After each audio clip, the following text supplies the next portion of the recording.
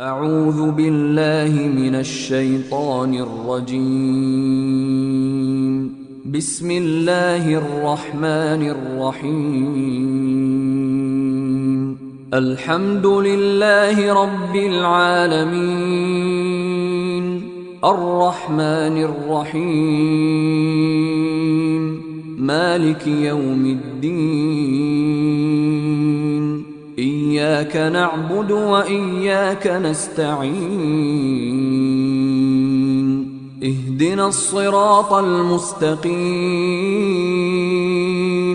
صراط الذين أنعمت عليهم غير المغضوب عليهم ولا الضالين.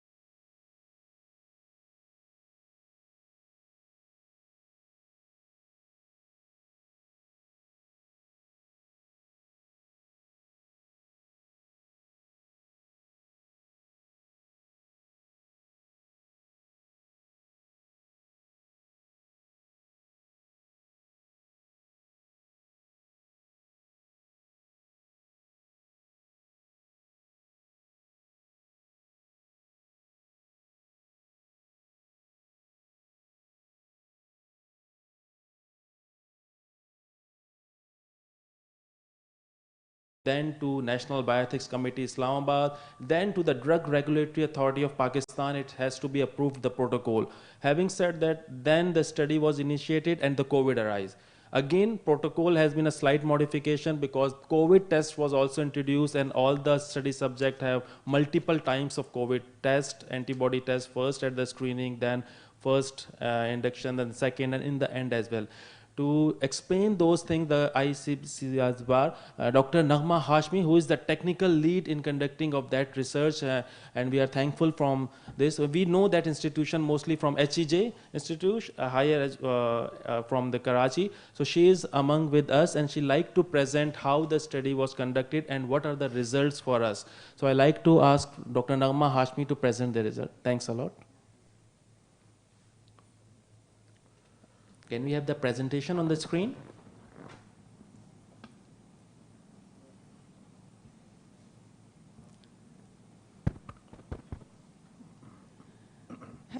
Hello.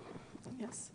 Assalamu alaikum. I'm Dr. Naghma Hashmi, representing Center for Bioequivalence Studies and Clinical Research. It is a Karachi University-based organization which is performing clinical trials in different fields, including the traditional Chinese medicine to the conventional drugs. So this is the International Center for Chemical and Biological Sciences, from where this is our parent organization. It is situated in Karachi University, and it is serving the nation for the last 50 years. So we are, recently we have celebrating the 50 years of our organization. It's an organization which is established, or the established by Professor Samiuzzaman Siddiqui.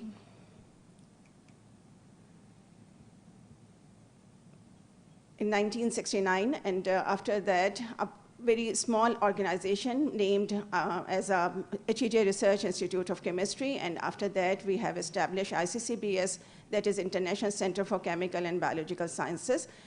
So in 2010, Center for Bioequivalence Studies and Clinical Research come into existence, and after that, we have conducted a number of studies in Center for Bioequivalence. This is the building, which is situated in Karachi University. It comprises of number of wards, clinical unit. These are the accreditations or certification which we have. We have a DRAP, Drug Regulatory Authority of Pakistan approved center. In 2020, we have got the certification of BABE Center or BABE license from DRAP, that is Bioequivalence and Bioavailability License, which is which is forwarded by DRAP, Drug Regulatory Authority of Pakistan. Similarly, we have got the license to act as a CRO, that is Contract Research Organization or Clinical Research Organization, to perform the clinical trials. And recently, in 2021, we have got this clinical trial site license, that is we can perform phase 2 and phase 3 studies with the affiliation of hospitals and patients. We can conduct the phase 3 and phase 2 trials. So we have got the license of all these phases to be conducted in our center. So we have ISO 9001 and ISO 17025 accredited centers, which we have got the certification from 2011 and 2013. So these are the clinical facilities we have in our center, in our building, that we have more than 7 wards, which occupied almost 110 beds capacity. We have wards there. We have recreational areas.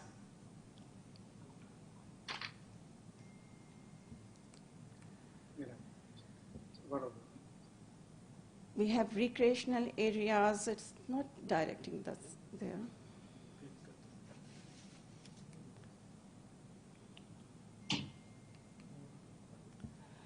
This is the analytical unit where we perform the analysis of different drug samples. If we have the drug molecule in our plasma or blood sample, if its concentration of or bioavailability is very low, that is in femtomole or nanomole levels, so we have LC-MS system, we have GC-MS system for volatile drugs, and we have HPLCs, and we have a number of equipments and facilities available for the analysis of all the types of drugs to be analyzed. These are the organization experience that we have. Right now we have done almost more than 20 bioequivalence studies, and these are the list of these molecules from ciprofloxacin, from ticagrelor, from clopidogrel, and all these drugs are listed down here, that we have almost done more than 20 bioequivalence studies in our center. These are the different pharmaceutical companies that we have, to whom we have provided our services, that is from Searle to Abbott Laboratories to Pfizer, SAMI, and Farmivo. Recently, we have done a study for Farmivo as well. So what is bioequivalence study? Bioequivalence study is just the comparison of the innovator versus generic. That is any innovator drug which is available in the market from the ICH countries. We have, and we have to compare it with the generic one. So that this is just the bioequivalence study in very simple language. But in technical terms, it's a very wide range of clinical phases, and all these phases to be included there.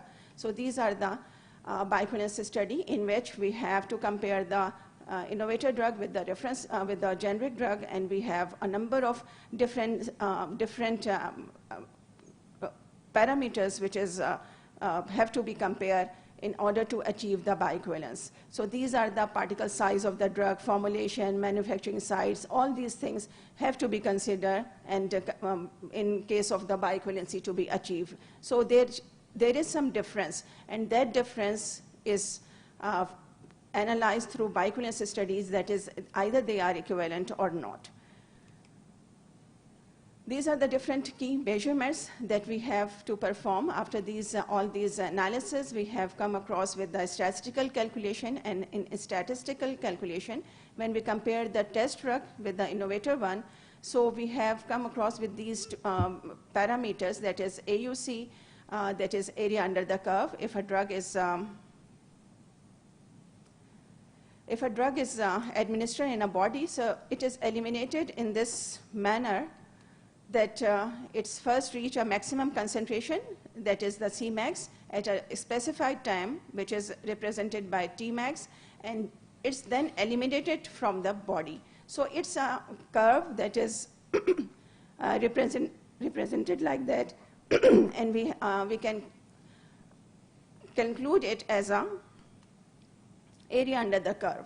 So these are the three terms on the basis of which a bioequivalence can be claimed, that if these parameters, 90% confidence interval of these parameters, if it's lie between 80 to 125%, then we can say that these two drugs are bioequivalent, that is test drug and the reference drug.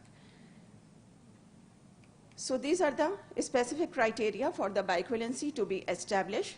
So now we come to the specific study that is we have done in Center for Bioequivalence Studies and Clinical Research, CBSCR, that is for NPLAG manufactured by PharmEvo.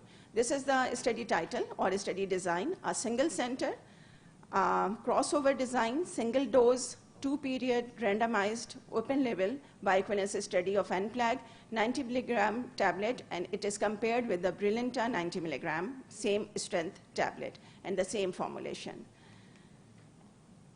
This is the study center, that is Center for Bioequivalence Studies and Clinical Research. Sponsor is the same, PharmEvo, and test drug and the reference drug. Test drug is the NPLAG, and reference drug is Brilinta. So I want to focus one thing here, or mention one thing here, that we have to select the reference drug or the innovator drug from an stringent regulatory body. So we have a very strict regulation here that we have to purchase the innovator drug from the ICH country. So in that case, we have this reference drug from the Sweden, and we have purchased it from abroad, and we have imported it here. So this is the innovator drug that to whom we have compared the NPLAG. So these are the different phases that a bioequivalence study we have comprises of. Its first is the regulatory or data management unit, where the protocols and all these study documents have been generated, and then after this study documents, protocols have been made, then it comes to the study approval. And approval is on different phases. That is, it's started from the ethical committee, because human volunteers are involved in all these clinical trials. So in that case, we have to get the approval from the ethical committees. In Pakistan, we have to approval, according to DRAB, we have to get the approvals from the institutional approval committee or ethical committees and the National Bioethics Committee. So after these two approvals, we come to the regulatory approval, that is from DRAB. We have to approve our projects, our study with the DRAB, from DRAB, and then once it has been approved, then after that we have to initiate our clinical phase or study properly.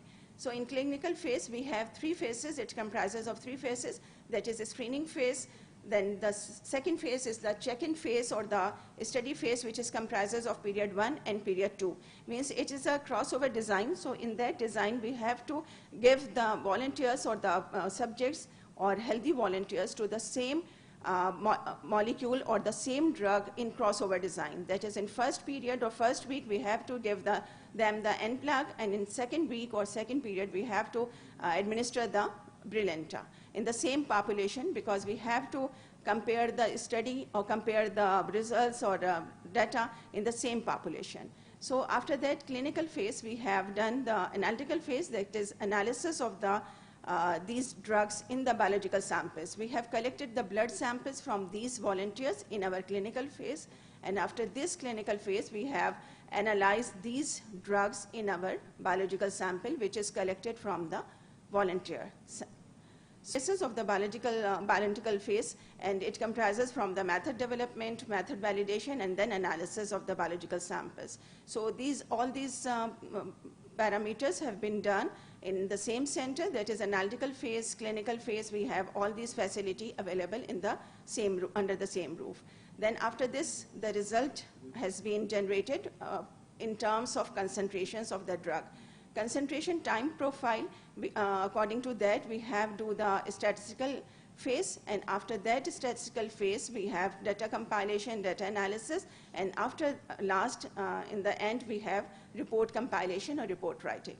So all these phases, it almost comprises or takes almost 4 to 5 months in order to accomplish all these phases, because it started from the protocol writing till the report submission. It takes almost 4 to 5 months, because regulatory approval, bioethics approval, ethical committee approvals, and then after that we have to initiate these phases. So it takes around 4 to 5 months.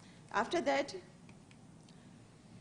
these are the study details. That is, in NPLAG, we have 30 volunteers. We have concluded the results on 29 volunteers, but here they are 30 volunteers are totally included. Results of one volunteer is considered as an outlier, because it behaves almost differently with the rest of the volunteer samples. A study plan is the same as that I have told you before. That is, in period 1, we have divided 2 groups. In group 1, we have 15 volunteers. Group 2, we have 15 volunteers. And in first period or first week, we have given the test drug to group A and test drug and reference drug to B. And in the same way, we have, after the washout period, we have 7 days washout period in this study, because it's an elimination phase from the body. We have to keep this washout period in our study. After that washout period, we have given or administer alternatively or crossoverly this same drugs to the same volunteers. That is, in group A, we have administered the reference drug, and in group B, we have administered the test drug. After this administration, we have, or dosing of these investigational drugs, we have collected the blood samples from the volunteers. And these are the blood sampling time points which I have mentioned here, that before dosing or before administration of the drug, we have collected their blood sample, that is at 0 hour. And then after administration or dosing, we have collected after half an hour in time interval, we have collected still 48 hours. In between, we have extended the collection time points, because it's an elimination phase, and at least we have to cover the 5 elimination half-life here. So till 48 hours, we have collected the blood samples in NPLAG study, or in this respective study. These are the study outcome. That is, we have 3 parameters on the basis of which we have to conclude the bioequivalence study, which I have mentioned before, that for the bioequivalency to be achieved or established, we have 3 parameters, that is primary pharmacokinetic parameters, that is AUC, area under the curve, and Cmax, that is maximum concentration. And here you can see that the criteria for these bioequivalence to be established is 80 to 125% criteria for the 90% confidence interval. And here in all these cases, we have achieved this criteria in NPLAG comparison with Brilinta. This is the graphical representation. That is, we have the red one or the pink one is the reference drug, and the test drug NPLAG is the blue one, and we have close bar graph for these two, close line graph for these two reference and test drugs. So they represent that they are almost superimposable to each other. So we can say that there is a minor difference between the test and the reference, and this minor difference lies in the acceptance criteria of 80 to 125% criteria. So this is the conclusion. That is, based on these results, it is concluded that the test NPLAG tablet, that is 90 milligram, and it is batch number 0J047. This is bioequivalence studies batch specific. That is, we have this batch is compared with the Brilinta of Brilinta. THBT is the batch number. So if they extend it to another batches, they have to perform the in vitro testing and some regulatory requirement. They have to fulfill that. So that result can be extended to other batches as well if they don't change their formulation, their raw material, APIs, source, and all these things. So this batch 0J047 is now bioequivalent to the Brilinta of batch number THBT. So this is the main conclusion of this study, all these conclusions. So thank you for your concentration.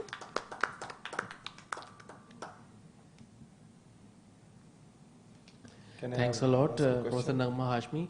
And it was a very different episode for us as well. For the 2 years when the study is going on, and the last day of the result, we doesn't know what are the results and where they are going.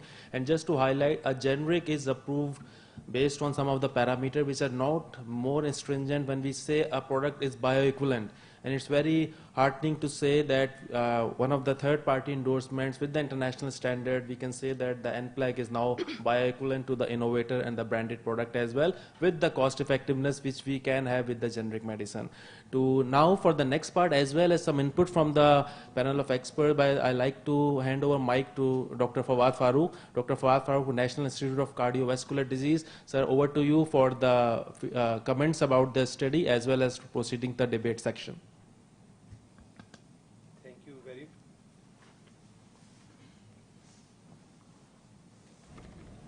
Thank you very much, Masood. Firstly, I'm really feeling honored to moderate this innovative, a hybrid, not pure physical, not pure virtual, sessions of galaxies of experts from all over the country. And before embarking onto the session, it's important to formally introduce our panelists. But I would like to have comments of one of our senior panelists regarding this bioequivalence, its importance or impact on decision making. And I'm leaving these two questions for our senior worthy panelists, Professor Hafizullah and Professor Shehbaz Qureshi, after introduction. Just like TV anchors give a question and go to break and then ask the question after the break. So I'm going to the introduction and leaving this question for Professor Hafizullah and Professor Shehbaz. Otherwise, this debate will be covering the choices of antiplatelet agents we have right now. Are we still opting for right choices for right patient in present era in our country, certainly? So for these questions, we'll go to the every expert and take their take their opinions, their personal experiences and that. So let's first introduce, I'm going from Karachi to Hyderabad, Lahore, Islamabad, and then finally to Peshawar. So here in Karachi, we have with us Professor Dr. Tahir Saghir. He's interventional cardiologist and head of cath lab, director cath lab at National Institute of Cardiovascular Diseases. We have with us Professor Tariq Ashraf. He's former professor of cardiology at National Institute of Cardiovascular Diseases. We have with us Professor Dr. Nawaz Lashari. He's HOD at Civil Hospital, Karachi. We have with us Professor Dr. Faisal Ahmed from Liaquat National Hospital. Then we have with us in Hyderabad, Professor Dr. Feroz Memon. In Lahore, we have Professor Dr. Bilal Mohiuddin. He's on Zoom link, will join us from there. Professor Dr. Noman Nasir, he's HOD at Bahria International Hospital. Dr. Tayyib Mohiuddin, he's HOD at National Hospital, Lahore. Dr. Javed Ashraf, he's HOD Shalimar Hospital.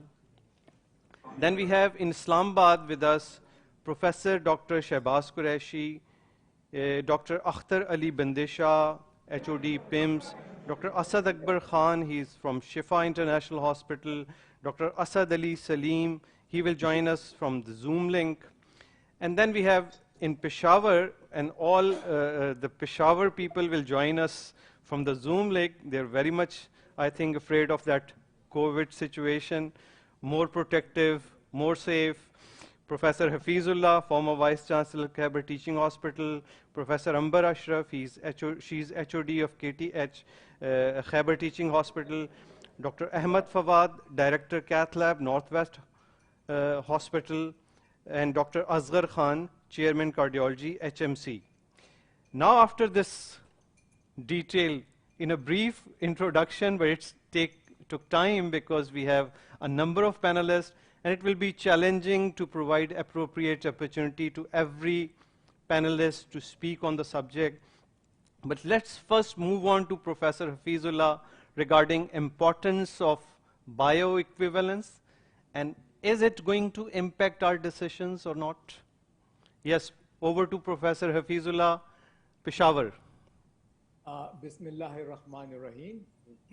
Welcome to Peshawar, and it's a pleasure that we have starting from Peshawar, which is a unique honor, and it's all because of Fawad Farooq being very, very kind to us in Peshawar. I have a small objection, whether you are having nice cup of teas and everything, we at Zoom are getting nothing. So we have to be, so dry lips and dry mouth as well. So we'll serve you a virtual lunch. Cup of tea. Thank Sir, you. can So, I ask you a question? The first important thing was that Brilinta or this Anaphylactic, which just came in, is an absolutely wonderful drug. And why is it a wonderful drug? For two reasons. Because it has, first of all, rapid onset, which is very important.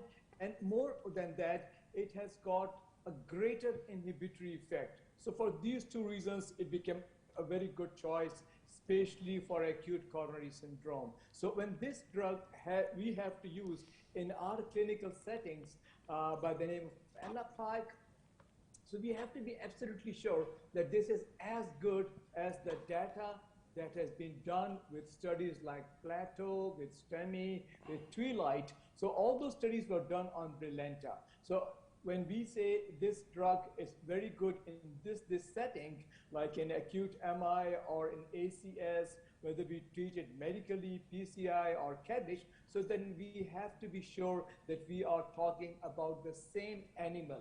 And to prove that it is the same animal, I think we need this sort of a study, bioavailability study. At least it proves that biochemically it is as good as the drug that we have been shown or made to believe. And I think this is a very, very important step that this is something that we are hearing it for, not for the first time, but we're hearing it sort of rarely, that people have actually invested in going for an estimation from a third party, and they have come out very positively saying that these two drugs are equal. So I believe this is a very good step by the company, and I hope they keep on doing it. And for an important drug like this, then we are going to put all our money in this basket. So we have to be sure that the drug is as good as Brilinta.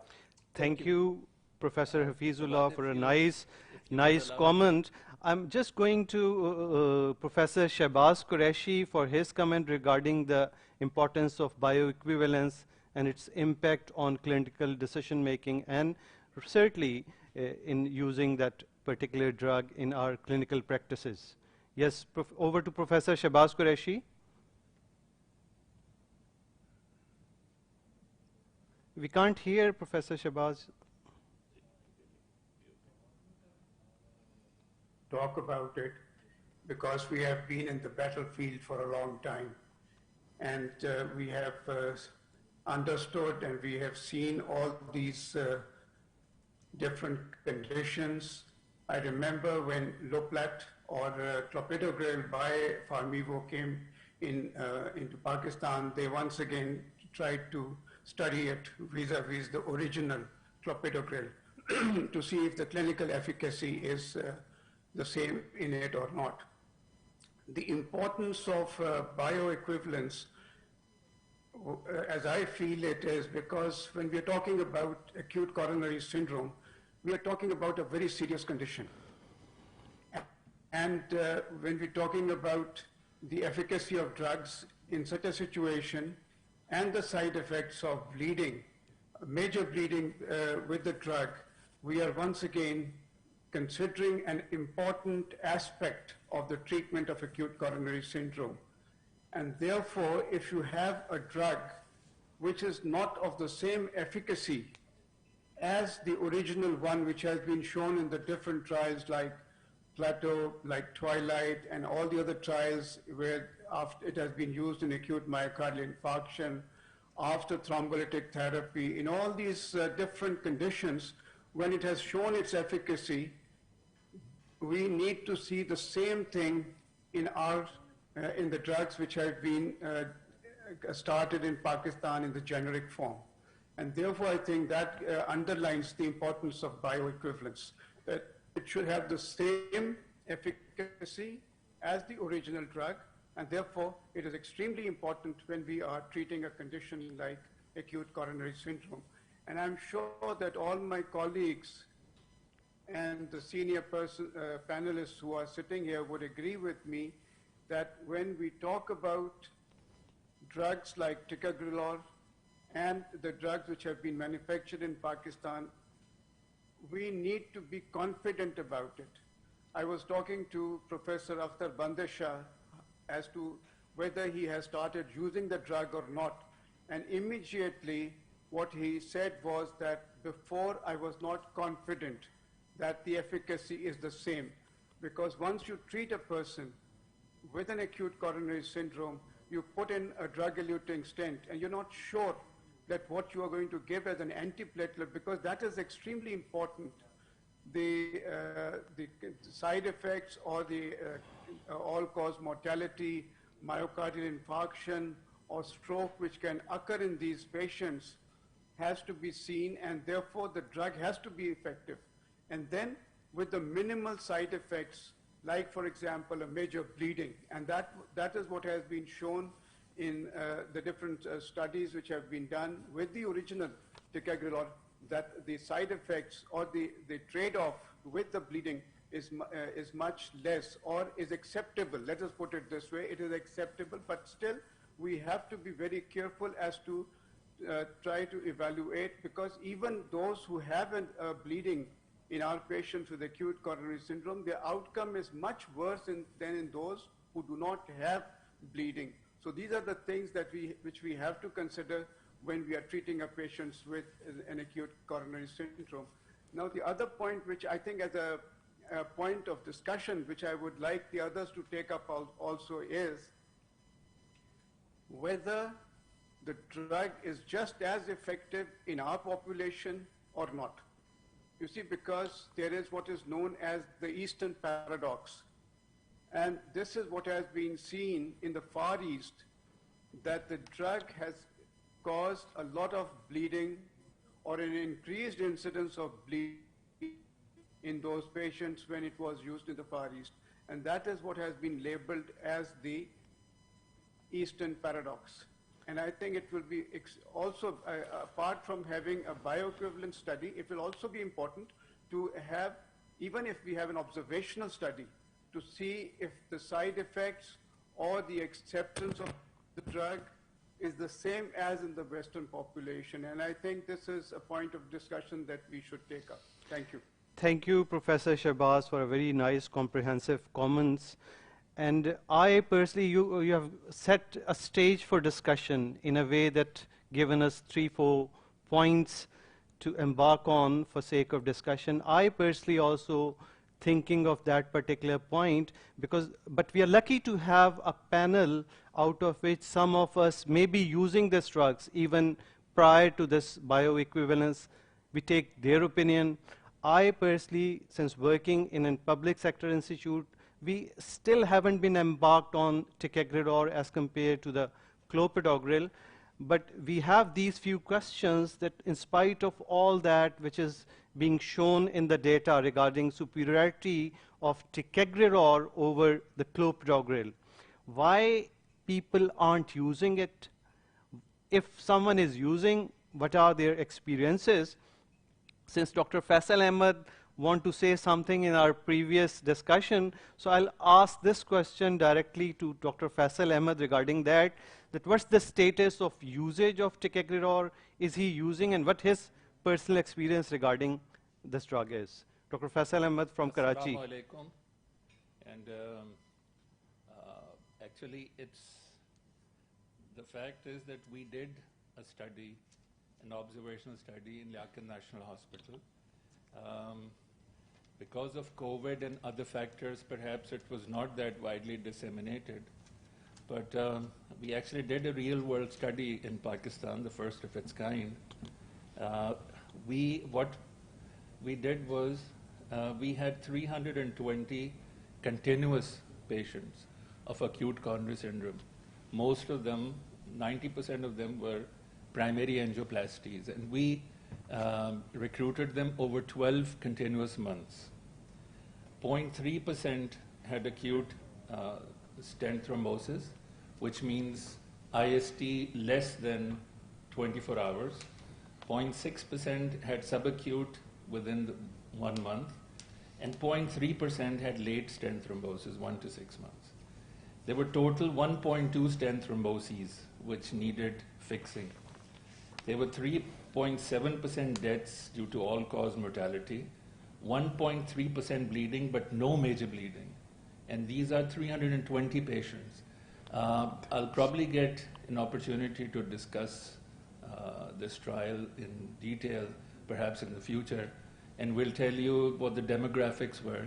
But I can tell you that the mean age of the patients was more than 60. And 0.9% had stroke, and 1.9% had myocardial infarction afterwards. So bioequivalence may be a very good scientific comparison of how Brilinta and Anplag behave inside a human being. But the actual efficacy, the real benefits of Anplag, this was done quite a while before in Liaquat National Hospital. And the reason, they say that necessity is the mother of invention, the reason we had to do this was we were getting inappropriate stent thromboses with clopidogrel and aspirin. As we know, it's the efficacy of Anplag is because the bioavailability is very quick. It's within 90 minutes. And with clopidogrel, if you load a patient, it probably takes up to 6 hours. The other thing, very important thing, is the hyporesponders to clopidogrel. 15% of our population, or in any group of patients anywhere, would be hyporesponders to clopidogrel. That is why we took up this, and we had excellent results. And since then, we have not been using clopidogrel as a first-line agent for anyone going for primary angioplasty. We load them with ticagrelor and aspirin. Thank you, Professor Faisal Ahmed. But we, as a public sector institute, it's not just that efficacy. We have to look for the cost, compliance, availability, because most of our patients do come from far-flung areas, so there is a point of that as well. Now I'm taking this discussion to Lahore, and I will ask Dr. Bilal Mohyuddin. He will joining us from Zoom link. So our technical staff would be ready to connect to him to ask him about what is his experience. Is he also working in a public sector institute? Is he using ticagrelor or still continuing with the clopidogrel? Yes, over to Dr. Bilal Mohyuddin, Lahore. Assalamu alaikum. How are you all? Walaikum salam, sir. Fawad, तेरा कुछ करना पड़ेगा. You are becoming dashing day by day. कुछ तेरा ना पता गोल करना पड़ेगा. ये कोई तरीका नहीं जिंदगी में अपने आप को आगे लेके जाने का. Anyway, उधर से अपना हफीजुल्लाह साहब ने फैसला किया कि उन्होंने दाढ़ी को और नूर में लेके जाना है, और इसी तरह से और अहमद फारूक साहब भी और असर खान साहब भी अपनी दाढ़ियों को और माशाल्लाह रौनक ले रहे हैं. असर तू दांत ना निकाल यार, तेरे से तो वैसी काली तूने इतने घने बाल हैं तेरे. Anyway, I'll give you some of the real life experiences that I've had. A couple of years back, we started looking into clopidogrel. And what I started doing was that went on to private sector, asked them that I need a P2Y12 analysis to be done. So we started doing our P2Y12 analysis of clopidogrel. And basically, if you are a low responder, if you're not non-responder, you are less than 100 on this verified now kind of an equipment. If you are a slow responder, you are between 100 to 200. And when you are more than 200, you are considered as a good responder. And above 300, it doesn't calculate. These are 300 seconds for that filter to choke up. So our study that we did, in this it was all comers. It was a study done on all sorts of clopidogrels, generics, patents, Plavix, name it, everyone was done. Not many patients, but about, if I remember right, 50 or 100 patients were done, because this was, each test costs about, at that moment used to cost about 8,000 rupees. Some of it was funded from our own pockets. Some patients who could afford, they used to pay for it. So it was slightly on an ethical edge when we were doing all of these tests were being done. We got some sponsorship from the Chuftai lab because they had the equipment available only. And I don't think you have it available. You may have a point of care available in Karachi, but I don't think you have a P2Y12 analysis being done over there. But anyway, our final results said that nearly 25 to 30% of our population is non-respondent to clopidogrel. And some are, but a good 20% of them were non-responders. That is to say that they were less than 100, and a few were hypo-responders. The hypo-responders, some of them, we were able to help them out by really up-titrating the medication. And there were 2 patients of mine who actually received a bioabsorbable stent, and then this became a problem over there, and we got our response at 600 milligrams of clopidogrel. So that was a bit tricky. But anyway, this whole thing started showing up, and we were very clear, and this research is published in the Journal of Cardiovascular Disease coming over there. Now, when about 2 years back, when ANPLAG started coming, sitting in the Lahore panel over here, and Numan was making a presentation, and prior to that presentation, I got along with Pharmivo people. And some of their people who are sitting in the audience also over here in Lahore, they were also part of the trial. What I did at that moment, I picked up about 10 or 12 of their healthy volunteers, gave them 2 tablets of ANPLAG in front of me, took a photograph of them having that ANPLAG, did their P2Y analysis prior to ANPLAG and a P2Y analysis within 2 hours post ANPLAG. And ANPLAG in that, from one batch of that tablet, which was provided by Pharmivo, and was one bag, and we had a receipt of it also. And this presentation was also done at that time. And we showed that they had a full response to it. Now, later on, all of these studies which have come up, they have come up with the fact that ANPLAG, ticagrelor, is the one which is more effective as far as the primaries are concerned. And of course, it makes sense, because when you have to give medicine to the rival patients who are not on previous medication, so the one which acts best is the one which will make a difference. But as far as the newer studies which are coming in, they do not really show the difference. Now, the reality of the matter is that the clopidogrel resistance, the aspirin resistance, this does not reflect the actual thrombosis that affects. Now, Dr. Faisal very lovely pointed out that he had all of those patients who had that stent thrombosis, but there was no core lab at the back end to establish how many of them had actually stent implantation issues. Hopefully none of them had any stent, but there is always that fact which goes behind for establishing a disease, establishing effect of medication. This medicine is definitely effective. We have found it to be useful. In our cath labs, we are using it quite regularly, but when it comes down only to acute patients, as far as for chronic patients who are already on clopidogrel, then it becomes a debate, and always becomes a debate on switching. As the side effects are concerned, yes, in at least in our part of the world, and probably in Islamabad a bit more, less in Karachi because of our asthmatic spells over here. Karachi is better off. Islamabad has more asthmatic problems, so probably Islamabad has more asthmatic problems, so probably they will see more of the asthmatic spell that this drug introduces. But it is a medicine which is of great importance. It is extremely good to see that they have done these studies.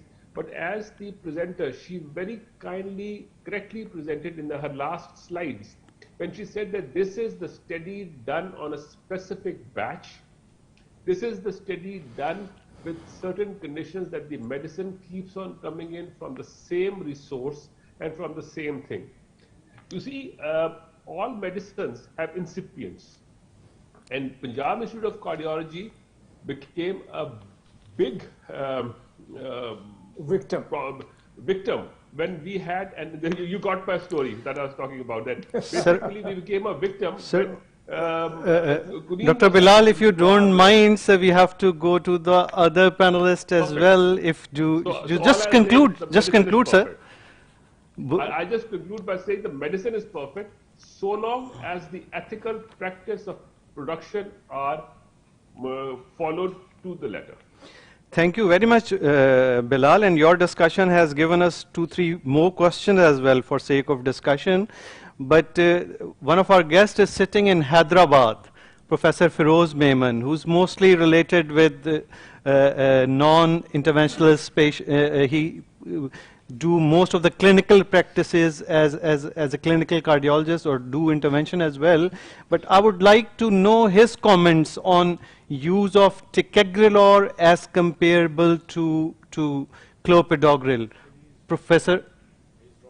He is not. Okay. Then we'll move on again to Peshawar. And in Peshawar, we are not going for a gender bias. All the male participants were there up till now in the discussion. So now I invite one of our female participants, and the only one in this discussion, Professor Amber Ashraf. Madam, do you have any comment to say about the comparison, your personal experiences? Are you using yourself ticagrelor or relying on clopidogrel? Professor Amber Ashraf. Can we connect Amber Ashraf? Okay. I guess she's on. Just unmute your.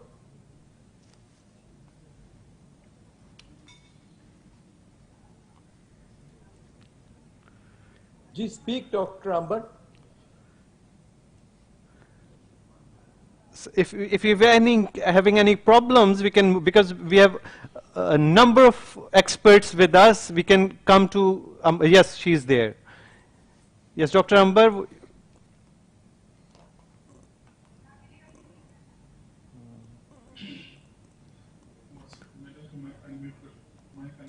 I think we still have some problems in communication. We can't hear, so we can come to her again. We can go to again to Islamabad, and if we can connect with Dr. Asad Akbar Khan, Shifa International, to have his comment regarding the usage of ticagrelor, clopidogrel. Any comment of your or experience? Are you using ticagrelor or on clopidogrel? Sir, any comments about that? Dr. Asad Akbar Khan from Shifa International Hospital. Thank you, Dr. Fawaz, for giving me this opportunity.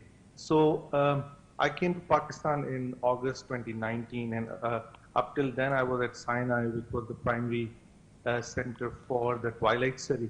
And so for us, ticagrelor was the primary integrated agent that we would use in pretty much all our interventions. For our primaries, we would always give it in a crush form, because there is a study by our Greek colleague which had published in JACC in 2015, which shows, it's called Mojito study.